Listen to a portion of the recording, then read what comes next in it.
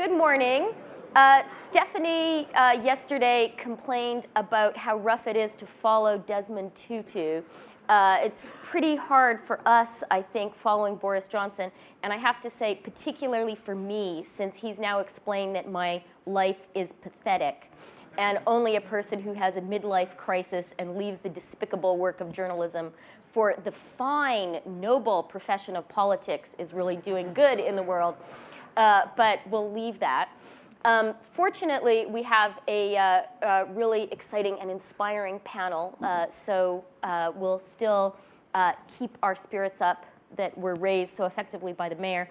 Our subject is delivering innovation. We have three businessmen from very, very different backgrounds.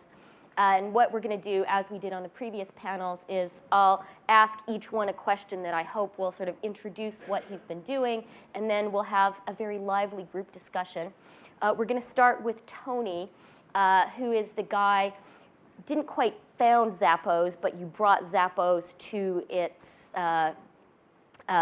greatness. And I was saying to Tony, I scared him a little bit because I said, like all women in North America, I am in love with him. Any woman in North America has had a Zappos shoe purchasing experience. I also terrified him in the green room because I said my first experience involved Zappos screwing up. And this was very bad for me. I have small feet and I couldn't find running shoes that fit, and I had to run in a race. I ordered them from Zappos and they were not delivered. So I called his customer service center at 5 o'clock in the morning. My small baby had woken me up, and I began not to be very polite and ask where my shoes were. And I then became a Zappos loyalist forever because they treated me so nicely. He made me a premium customer. My shoes arrived by special delivery the next day. And as you can now see, I'm a total ambassador for Zappos. So how do you guys do it? And why don't you route your call center to some unknown Indian destination? What's the secret? Yeah, well, I guess, you guys hear? Yep. I guess first, because we're in Europe, we only ship to North America. So out of curiosity, how many of you had heard of Zappos prior to this? Oh, wow, quite. So we started out as an online shoe retailer, but we decided about 5 years ago we really wanted to build our brand to be about the very best customer service and customer experience. And we actually sell a lot more than just shoes. We sell clothing, even beauty products, kitchenware, housewares. And our vision is that hopefully 10 years from now, people won't even realize we started selling shoes online. Sorry for mentioning the shoes. And well, it's still 80% of our revenue right now. But we've even had customers email us and ask us if we would please start an airline or run the government. And so we're not going to do either of those things this year, but 20 or 30 years from now, I wouldn't rule out a Zappos Airlines. That's just about the very best customer service. So, Zappos municipal government? We'll see. So about when we made this decision, we were actually in San Francisco, and we moved the whole company to Las Vegas because there's a lot of call centers in Las Vegas, and in San Francisco, it's very hard finding people that want to do customer service as a career. And we wanted to move the entire company because if we were serious about building our brand to be about the very best customer service, then we thought customer service shouldn't just be a department. It should be the entire company. And so that's why it's not outsourced, and that's why it's not even in another location where our headquarters isn't. How do you get people to be happy about customer service? I mean, it's a pretty awful job, it would seem to me, having crazy ladies from New York call you up in the middle of the night and say, where are my shoes? I think it really, I think it's a pretty tough job in most other companies because there's so many policies and rules, and you have to get supervisor approval for everything. Whereas we run our call center very differently from most call centers. We don't have scripts. We don't have call times. Most call centers have this thing called average handle time. That's just about how quickly can you get the customer off the phone in order to get them, maximize the efficiency. Whereas our view is that it's funny because sometimes I'll speak at marketing or branding conferences, and there's a lot of discussion about consumers being bombarded with thousands and thousands of marketing messages every day. How do you get your brand to stand out? How do you get your message to stand out? And as kind of low tech and unsexy as it may sound, our belief is the telephone is actually one of the best branding devices out there because you have the consumer's undivided attention for 5 to 10 minutes. And if you get the interaction right, they remember that just like you did and tell their friends and family about it. So we actually encourage our customers to call us. Our contact. So do you intentionally screw up the first delivery so that we have to call you? Screw up. Although we have found that when that does happen, the customers are actually even more loyal. But most websites, it's hard to find contact information. It's buried 5 links deep.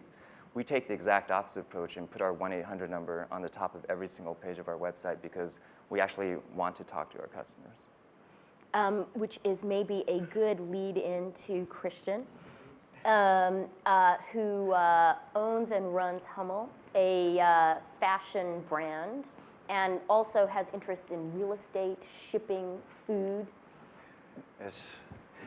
Yes, it sounds very old school and old fashioned, and it is what... And I think you're wearing some of your products, right? Yeah, the shoes. So I was very happy to see these tall chairs so I could flank them a little bit.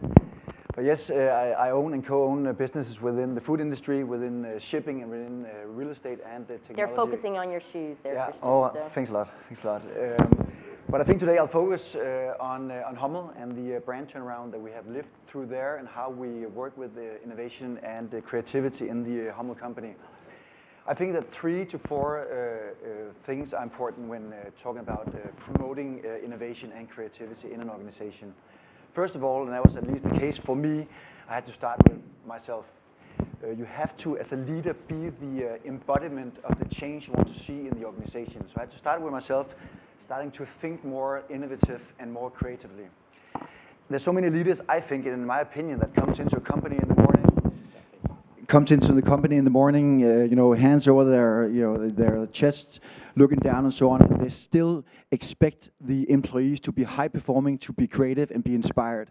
So I think the most important lesson has been for me to acknowledge that one as a leader sets the emotional tone in the company, and one is or are the embodiment of the vision and the company value. So that was the first lesson for me. Secondly, fake it until you make it. If you wanted to be a French singer-songwriter, a good way of, as is the case, maybe a good place to start would be to take the singing lessons. Maybe to go to YouTube, watch old clips of Yves Montand, Charles Aznavour, Edith Piaf, and Serge Gainsbourg. Maybe you would start wearing a beret, a baguette under your arm, started smoking Gauloise, eating a lot of cheese, as you said, Tony. And drinking a lot of wine. Drinking a lot of wine, reading Le Monde, faking it until you make it. And that was how we started.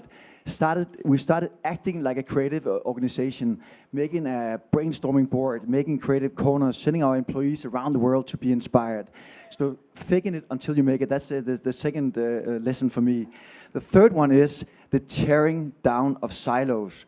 For many years, people have talked about thinking out of the box. But thinking in innovation, I think it's interesting to look at what happens if we don't think out of the box, but think on the edge of the box, meaning the edge between areas of competences and areas of knowledge. So we try to tear down the silos internally in the company by, flattening the organization between management and employees, thinking in giving ownership, thinking in involving the employees. Because also when talking about innovation, you want employees that feel secure, that dare to take risks. Because talking about idea creation, quantity breeds quality. So we need the employees to dare come up with their ideas. Other silos being tearing down silos internally in the company between the work groupings, starting to work more conceptually across the internal work groupings. When I came to the company Hummel, we had very separated work groupings. We had a designer sitting in a crystal tower feeling the color purple for 3 months.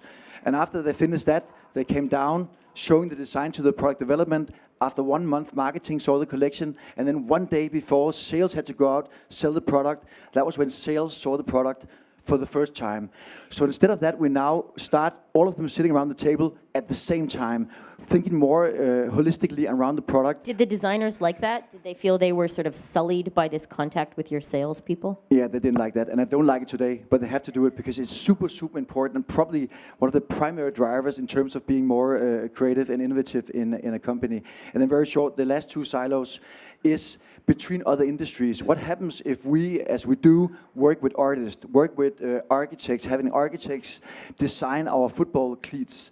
What happens if we work with biotech or nanotech companies, as we also do? Right now we have developed a handball shoe. Do you know the sport called handball? When throwing, not like this, but throwing, yeah. I think we actually still sponsor the UK handball team, very big business in the UK. Not. So we made a handball shoe that doesn't smell because of the use of nanotechnology. And we've done the same now. We have the prototypes of underwear made with nanotechnology, so you can wear it for months without it smelling. I don't know if how it functions in real life. Honey, these underpants, didn't you wear them also last week? Honey, nanotechnology, no problem. So tearing down silos, I think that's the third to fourth important thing in terms of promoting innovation. Okay, well, Ben Verwaayen, who, as everyone I'm sure knows, is the CEO of Alcatel-Lucent, very modestly thought that he should come at the end of the panel because he thought the creative entrepreneurs might have more exciting stories to tell. And I guess nanotechnology in underwear is pretty hard to top. It proves my point. Yes. I think that Ben has the harder job because I think that driving innovation through really, really big companies is incredibly difficult. So how do you do it? Well, first of all, I find it a little bit ironic that innovation must be the most talked about subject in audiences like this, which mean for most people that they are pretty comfortable to talk about innovation. But let me tell you two stories that maybe bring the message home better than me preaching. So in my previous job at BT, I pride myself bringing in a lot of very different young people who had different ideas and brought them all in one room, 300 of them, and I had a motivational speech, and at the end, you have to end the speech. At the end I said, okay, I'll make a promise to you. I will remove the biggest obstacle you have in this company to be innovative. Big mistake. Because here's the guy at the end of the room, he raised his hand and he said, the biggest obstacle in this company is you. So, you need to win some time, so he said, explain. And he said something that I think is applicable to everybody here. He said, you know what, I'm 25 years old. I have a very different view, a very different experience than you guys over 50. But if I have a great idea, I go to my boss. What does my boss do? She goes to her boss. And her boss goes to you. And if you don't understand what's in my head, the answer is no. How dare you? And it's true. Because, as you said, if we are going to be the judge and the jury of really fundamental change, then you get a bunch of people that's in this room. So you're going to decide whether innovation is taking place. And you may not like it, what I'm going to say, but I think it's absolutely true. Organizations are permission-seeking societies. You may think it's different in your company. Well, think again. It's permission-seeking societies. So the nod of the boss is more rewarding than a happy customer, is more rewarding than anything else. And the boss will only nod if the boss understands.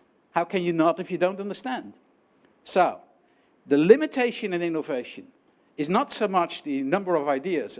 Nanotechnology and underwear will be on my list, I will promise you. But the limitation is us. So how do you get over your own limitation? Thank you. So I'll give you my second. He didn't feed me that line, but it was pretty obvious. Right, thank you. So I'll give you my second example. So when I came to Alcatel-Lucent, a company was really flat on the floor, lost its confidence. But at the heart of the company was Bell Labs. 14 Nobel Prize winners. I mean, people that think the amazing things. They invented everything that is today telecommunications. They may not have taken advantage of it in the commercial sense, but they did invent it. So I asked those guys... They were like Christian's designers in the Crystal Towers thinking about the color purple. Much worse. I mean, they came up with the transistor, and they came up with mobile telephony, they came up with fiber technology, they came up with a lot of stuff that they never took advantage of. So I asked them the question, I mean, we have this green problem. What can we do? We're expanding the world in internet. Hundreds of millions of people come on board. That will eat a lot of energy. What can we do? So they came back and they said, theoretically, there is Shannon's law that says what is the maximum amount of capacity you can have in networks. We can translate that into energy consumption and reverse it, and we can do the whole of all the networks in the world 10,000 times less energy consumptive than what we have today. I said, is that practical? No, this is only theoretical. What's practical? 1,000 times. That means that we can fuel the internet for 3 years with the same amount of energy that we have today in 1 day. Pretty good, pretty good. So what did I do? Normally, companies try to lower the bar. You must be mad to go out with a task publicly that is hard to achieve. You try to lower that. But I thought long and hard about innovation, and I know that the only way to do it is to make a public commitment. So we went to London 6 months ago, and we made the announcement that in 5 years' time, we're going to enable technology to be 1,000 times more efficient. We invited all our customers, all our competitors, all the universities, and it's now called Green Touch. It's operational and it's working. Bell Labs brings its best brains to do something that's absolutely crazy. Most crazy to make it public.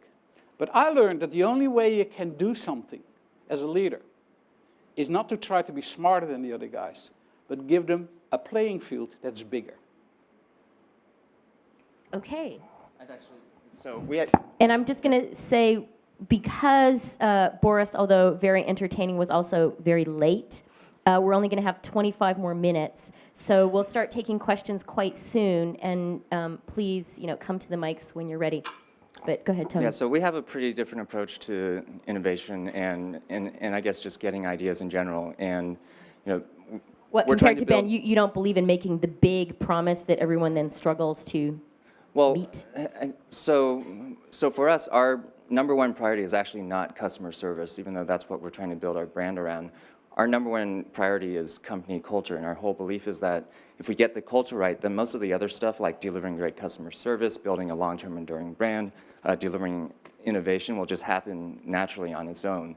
And to your point about permission, we really push for it's easier to ask for forgiveness than permission. And so what we really try to do is we encourage our employees to just, whatever they're passionate about, ignore their job description. They still have to do whatever they were hired to do. Answer the phones.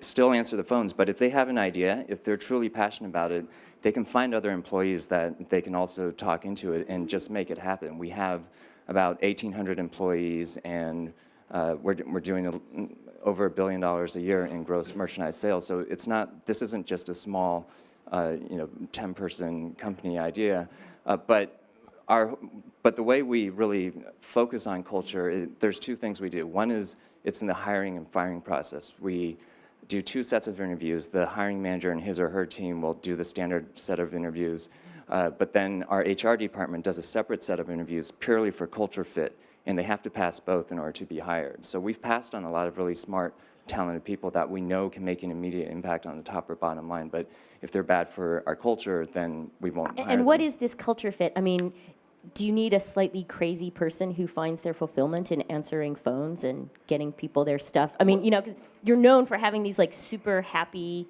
call center people. How do you find such a person who finds satisfaction and joy in this quite mundane, it would seem, job? Well, we give them a lot of freedom, and so it's up to them how they want to interact with a customer. They can tell jokes, or they can, if they hear a dog barking in the background and they also have a dog, they can bond over dogness or whatever dog owners talk about. So part of it is the culture, and so when we do new manager orientations, we actually encourage managers to spend 10 to 20% of their time outside the office, hanging out with whoever they work with, whether it's happy hour, dinner, hiking, whatever.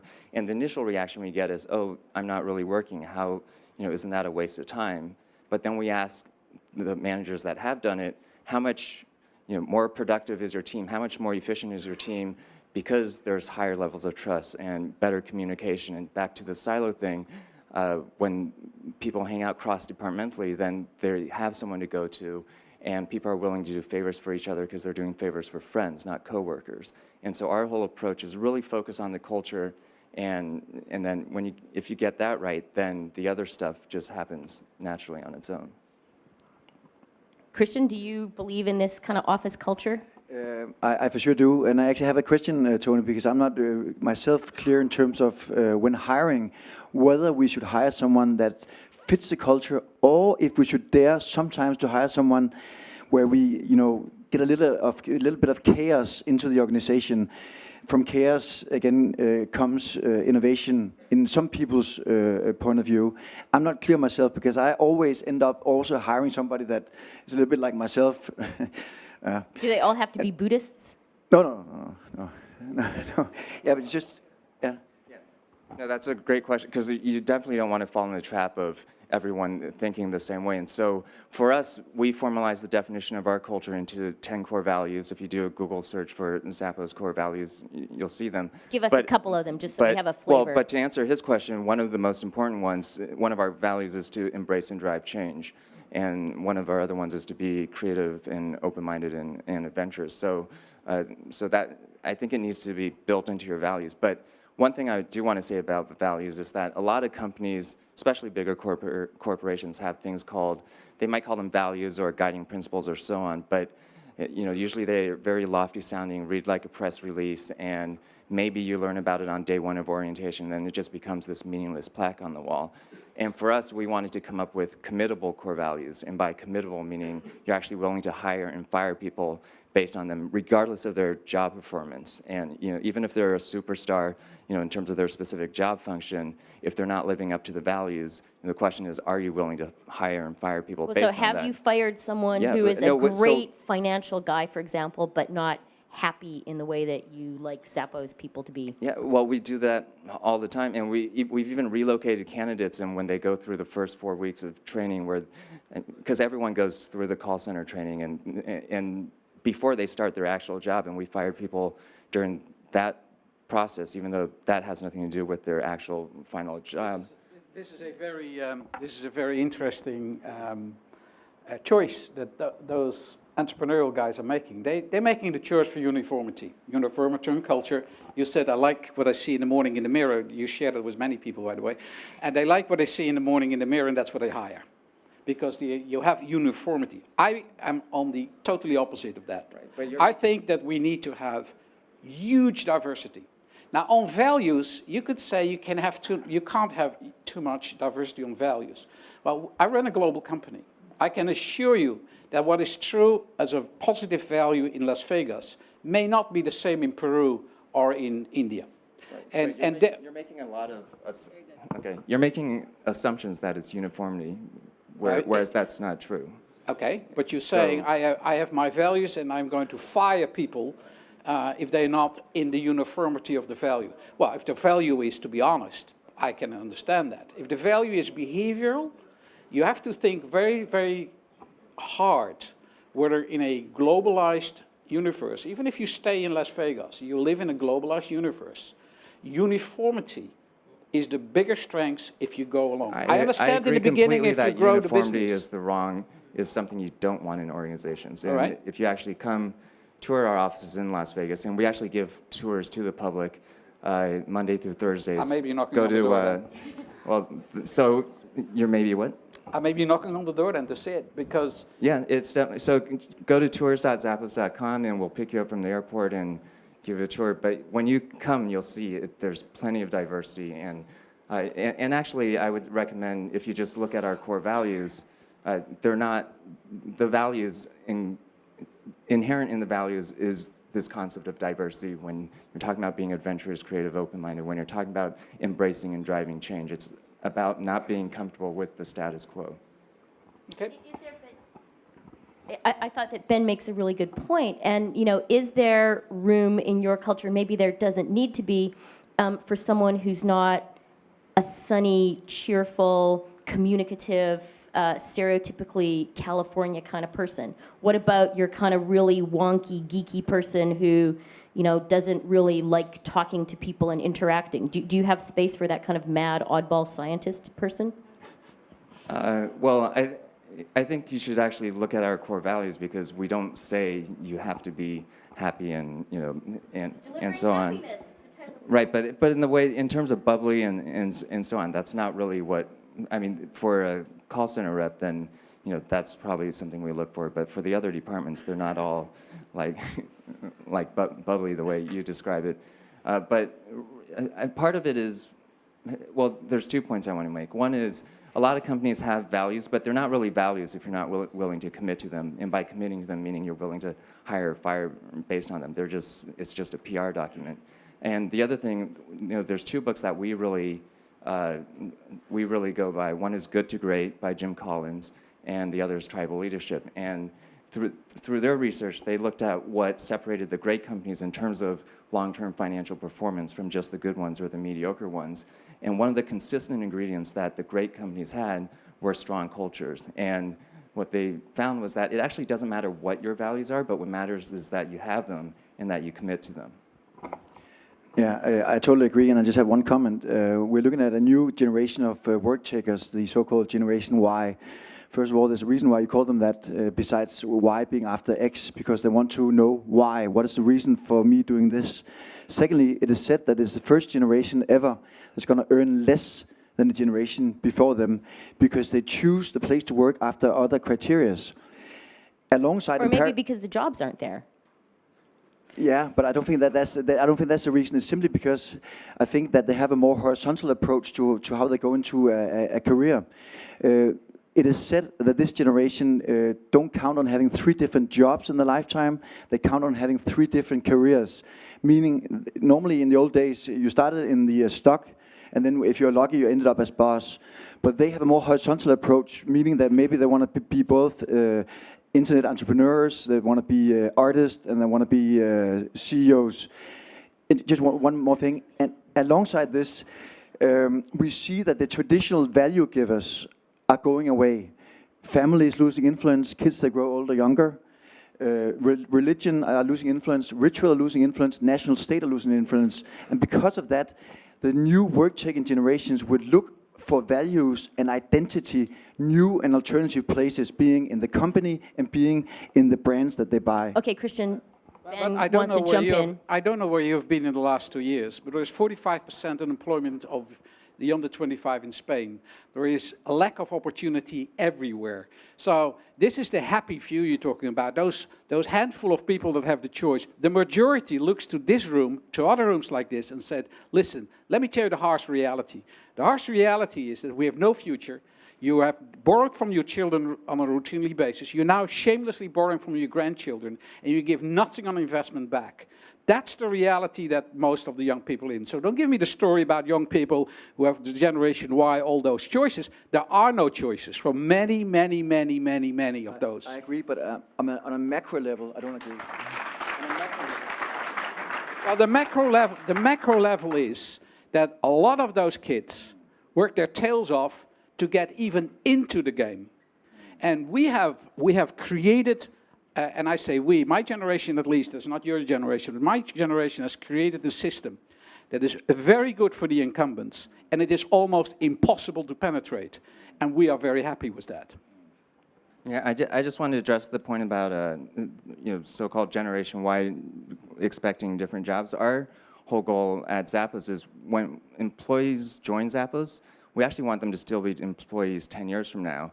And the only way that can happen is, if you take Maslow's hierarchy and then apply it to how the employee views their happiness, it's whether they view their work as a job, a career, or a calling. And the only way they can become that they'll view their work as a calling is if they feel like they're continuing to grow both personally and professionally, and then they also feel like there's a higher purpose in their work beyond just money or profits or being number one in the market, which was the point you brought earlier. And then this isn't just altruism in terms of saying this. Like, this was the second ingredient that Good to Great and Tribal Leadership found through their research, was that the companies that performed well, better in the long term in terms of actual financial performance, all had a higher purpose beyond just money or profits. And so the ironic thing is that the profits will actually follow.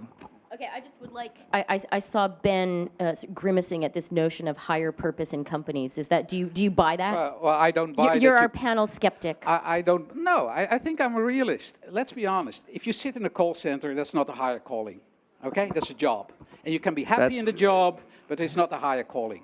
And if you look to your turnover, you will see that the numbers will prove that. And I've been in businesses in call centers, and I've tried a lot of those things. So I think I know my turnover numbers better than you know my turnover numbers. You will be miles. You'll be miles better. I'm pretty sure. You know, but let's be realistic. For most people, they don't have the experience that you guys have at the top of the organization. They don't have the opportunities that you have in the top of the organization. So to look from there, I'd like to talk about what actually is going on in my organization. To have the perspective that the same feelings are with a junior in the call center is, I think it's quite rich, to be honest. So our whole vision is actually, because culture is our #1 priority, we want the vast, vast majority of our hires to be entry level, to be that call center rep, but we want to provide all the training and mentorship so that over a 5 to 7 year period, they become a senior leader within the company. So that creates the opportunity. There will be a lot of senior leaders then. That's why we're continuing to grow. Q1 over Q1, our growth is almost 50% year over year. Yeah, just one remark. I agree with you, Tony. I know what you're saying. I have companies in Spain also, but I agree with you. We have a new generation. They have a turned around Maslow's pyramid of need, where self-realization is the most important thing. And I'm sure that we're going to see that. If you look at the differences between the generation right now, last 2 years, yes. But if you look at the differences between the generation, we'll see a generation that is triggered by other things than the generations before them. I'm 100%. Okay, let's take some questions, please. Hi, I'm Tim Lefroy from the Ad Association. You sort of pushed me to my feet before the ding-dong. Yes, no, I wanted to let them go. I'm sorry for keeping you waiting. Absolutely, no, it's fine. But I think earlier on we were hearing what I think amounts to sort of founders culture. And then Ben is looking at an organization of different scale and you know, through a different lens. And I just wonder what the issues are in taking a sort of founders culture, rich in values, very personal values, and then how you scale those internationally and in size of organization, and what happens when that dreaded breed of people called middle managers sort of get it, do they get in the way? Do they dilute it? What are the issues there? Okay, great question. Okay. Well, first of all, it's not actually the founders' culture. We actually did not roll out our core values till about 5 or 6 years into it. And I basically sent an email out to employees asking them, what should our core values be? It wasn't just a group of 4 or 5 senior people spending a weekend saying, oh, let's come up with these magical core values. And we spent a whole year actually going back and forth and coming up with these values. And so our culture has actually, so our whole, most companies as it grows, kind of the default assumption is the company culture has to go downhill, and that's usually what happens. And our goal is not only to prevent that from happening, but actually to scale culture so that it actually gets stronger and stronger as we add more people. And we've actually found that to be true. And so, and back to the point of like this thing of higher purpose not really necessarily belonging in business, or culture not really belonging in business. Like, if you actually, like, you can't argue with the research from good to great. That's just what they found, and that's not something they were looking for. Like, that was something that, they found when they looked at all the different companies, and they weren't actually expecting to have that finding. Just, Tony, on the culture point and getting bigger, you're now part of a bigger company, Amazon. So how does that work, right? You had your very clearly defined culture. You clearly, absolutely believe in it yourself. What happens when you guys get absorbed in this bigger entity? How's that going? So for those that don't know, last July, Amazon announced they were acquiring Zappos, and the deal actually closed in November. But one of the Amazon has its own strong culture, but one of the prerequisites of even considering the acquisition was that they would leave us independent. And so this is very different from most of other Amazon's acquisitions. Okay, Ben is skeptical. I think he thinks that the beast is going to swallow you up and digest you. I think Ben has a lot to say about my company, but but it's his job on the panel. Well, I mean, but let me finish. Are you worried about that? Do no, you worry? Well, so that was a prerequisite. So we actually have these 5 tenets of our relationship, and basically the agreement is they recognize that our culture is what's made us what we are, and we're going to continue growing the Zappos brand and our culture and our way of doing business independently from them. And so we actually sometimes make decisions that are opposite from what they do for Amazon. Can you give us an example? Great example is, for example, we've made the Fortune 100 best companies to work for last 2 years in a row. Amazon doesn't apply for that because from their point of view, it doesn't directly impact the customer, whereas our point of view is culture is the #1 priority, and so we continue to go through that process. Are you an evangelist? Are you trying to convert the rest of Amazon to the Zappos way? No, this is what our culture is, what works for us, and so we're not trying to push our core values onto anyone else. The only message we're trying to give is that you should actually figure out what your values are that are right for your organization and actually commit to them. And by committing, meaning you're willing to hire and fire people based on them. And if you actually use that criteria, it's actually a pretty hard process to come up with those values, which is why it took us a year to come up with them.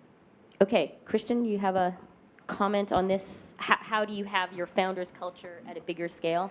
Yeah, two things again. I said in the beginning, as a leader, you set the emotional tone. So I use any, chance I get to communicate the values of the company. Secondly, it is a communication task, meaning to communicate the values all the time, online, via newsletters, intranet, on the toilet. Perfect place for the values. Put them in the toilet. That's where people have time to look at them. So it's a communication task, and it's also. Doesn't that invite a certain amount of office skepticism? No. Actually, so for us, it's not about communication. It's about actual integration into your language. And when it becomes the default mindset and there's alignment in the entire organization, and like we use our core values in our daily language without even realizing it. And that's where the power comes from, because everyone's just automatically thinks the same way in terms of what values the company has. And the other great thing is it allows anyone from at any level to call out people from other departments. So you can call out a VP if they're not living up to the values of the company. But I agree. But I think we do both. Our core value is having character. Our payoff in Hummel is character since 1923. So this thing about having character is also something that we don't say. It is in the toilet, but we don't say it.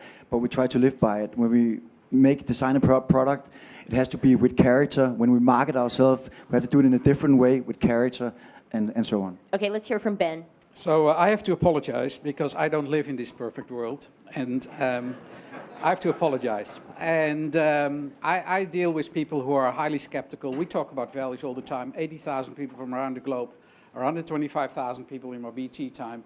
I wasn't able to get them all in the same language and all in the same vision. And the middle management, it's a matter of perception. I also ask this question. Give me the definition of success for we. Who is we?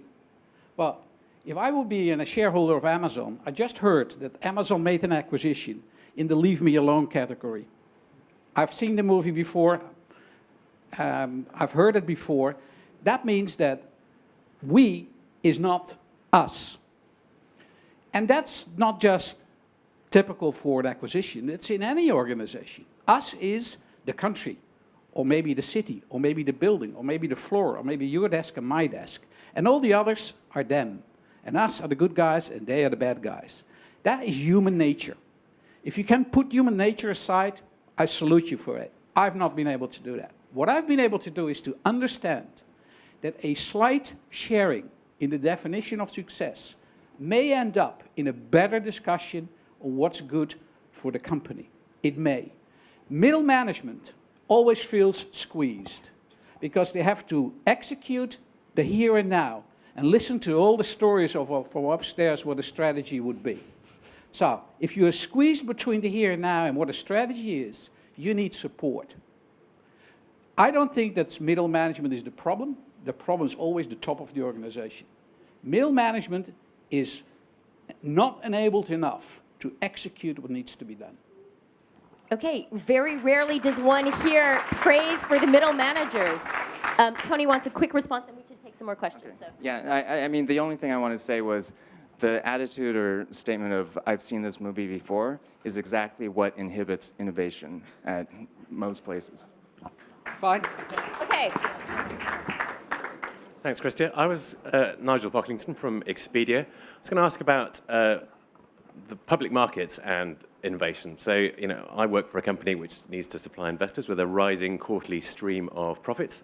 which means that the finance director can come calling and saying, look, we need another 5, 10 million that quarter. Now that can breed short-termism. How does that work, say in the case of Zappos and Amazon? Does the Amazon finance director come calling?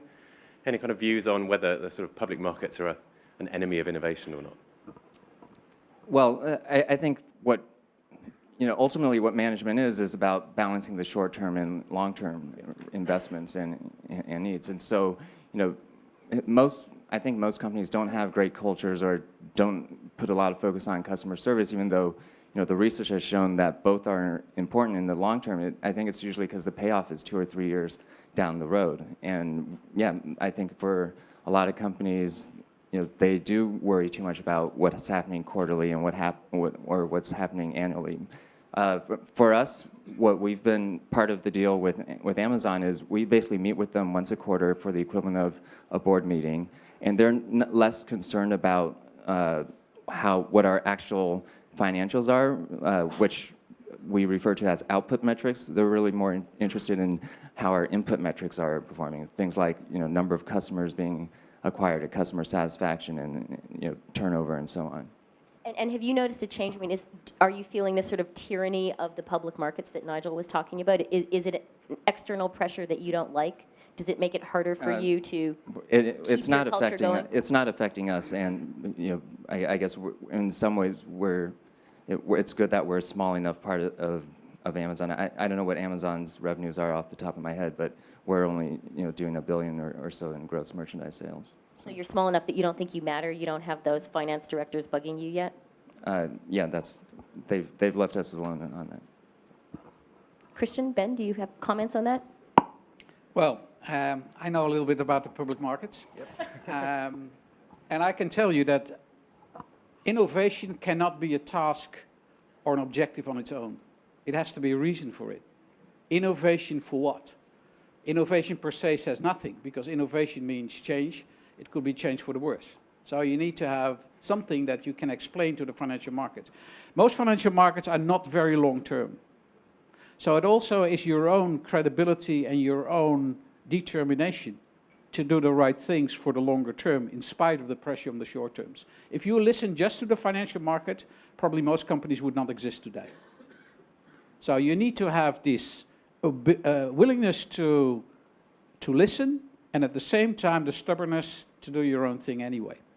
And that's a delicate balance, and I can tell you, if somebody would know the secret for that, that person would be a very rich millionaire.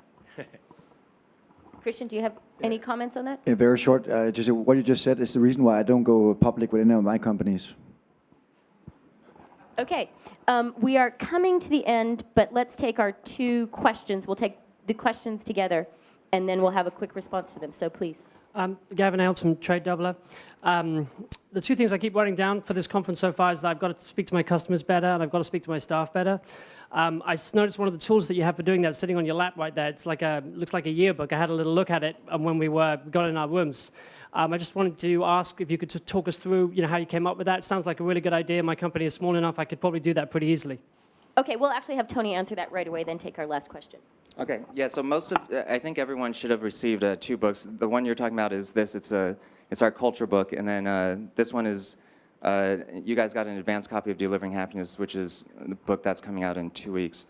But the culture book is something we put out once a year, and we ask all our employees to write a few paragraphs about what the Zappos culture means to them. And except for typos, it's unedited. So you have the latest version, but it's kind of like when you go to Amazon, you read you're looking at a product and you read the customer reviews. These are essentially employee reviews of the company. And one of our core values is about being open, honest, and we try to be as transparent as possible, whether it's with our employees, with the public, with customers, with our vendors. For example, when reporters come to our offices, most companies, they're escorted around by the PR person, and they say, oh, you can talk to this VP here, and this person in communications there, and everything else is off limits.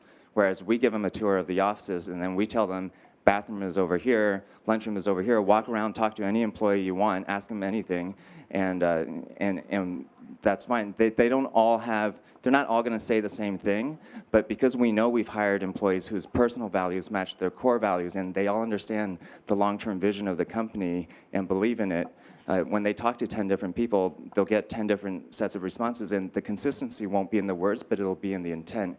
And we know we've hired the right people, and that's why we're comfortable with putting out the culture book and letting whoever come and reporters come and talk to whoever they want. And I think the question, could someone else do a culture book? How would you do it in a different culture book? Yeah, I mean, ultimately, I think the culture book is only going to work if embracing transparency is one of your values, is part of the culture that you want to create, and you're willing to put the good and the bad, because it's not all good in here. You can read through it, and it's sorted by department, so you can see kind of the different subcultures within each department as well. Okay, I'm going to go to the last question because we have now hit our red light. Please. Thanks, Alan Brown, Rentokil Initial. Really wanted to make a comment to stir the pot rather than ask perhaps a particular question. I thought the pot was stirred pretty well already.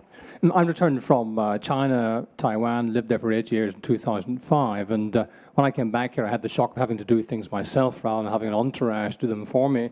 And the thing which took up most time in the first 3 months was getting BT to install a telephone line in my house. So I do certainly sympathize with Ben with the problems of getting big organizations to respond. I ended up logging the calls. I spent over 9 hours on the phone. Eventually spoke to the chief executive's office to get it sorted out.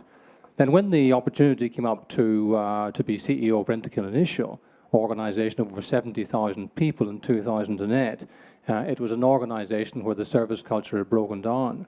And I thought, well, I'm going to give this a go because it seemed to me to be a worthwhile thing to put one's effort into. And what I found really fascinating were the comments on the panel. I believe very strongly with Tony's comment that you've got to get the core values right. We asked our employees, they said service, teamwork and relationship were the core values. But then to try and propagate that down the organization has proven quite a challenge, as Ben is indicating. And what we've tried to do is, of course, put in schemes of recognition and incentives to try and encourage our 70,000 employees to try to follow the values. But we're also now trying to use technology extensively in the same way that one of the panel speakers yesterday, I think Kiva, pointed out, if you can get a one-to-one relationship with employees to show what they're doing, what impact they can have, then perhaps that can help us out. So we're using all types of things like PDA terminals, giving everyone a Gmail account so that they really feel connected to the organization. So I very much hope, my aspiration for my organization is that I can come back in 3 years' time and sit in a panel like this and tell you how we did it. Okay. Yeah. Okay, Tony wants to have a quick response, and then we better go.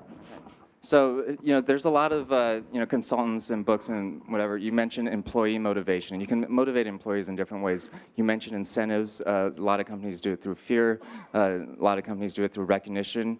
But if you actually, get employees whose personal values match the corporate values, and you're willing to fire people whose values don't match, where there's a values disconnect, then you don't need to worry about the motivation. But what would you do, Tony, if you inherited a company of 70,000 people that you hadn't hired each person to be part of this culture? It just depends on whether you're willing to focus on the long term or not. And because when we rolled out our values, there were about 5 to 10% of people that were there at the time that were not. Do you realize were the culture wrong fits. people? You had to fire them?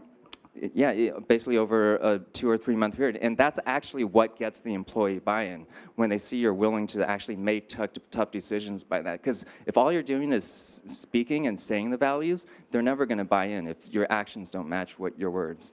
Okay, Ben, can you resist saying one final thing, So then let we'll wrap me say up? one thing. 70,000 people, there is only one way you can do it, make it personal. Make it personal. At my BT time, you could have emailed me directly. And I can tell you, thousands of people did that, and I answered all of them myself, every single week. The same with employees. You have to make it personal. Everybody can right now ask Ben, and they get 80,000 people. Every single day I get hundreds of these, and I answer them all myself. The only way you can make culture really work, if it's personal.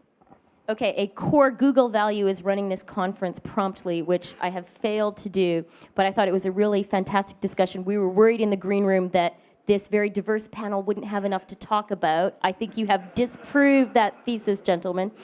Thank you really for your openness and your frankness about how you're running very different companies.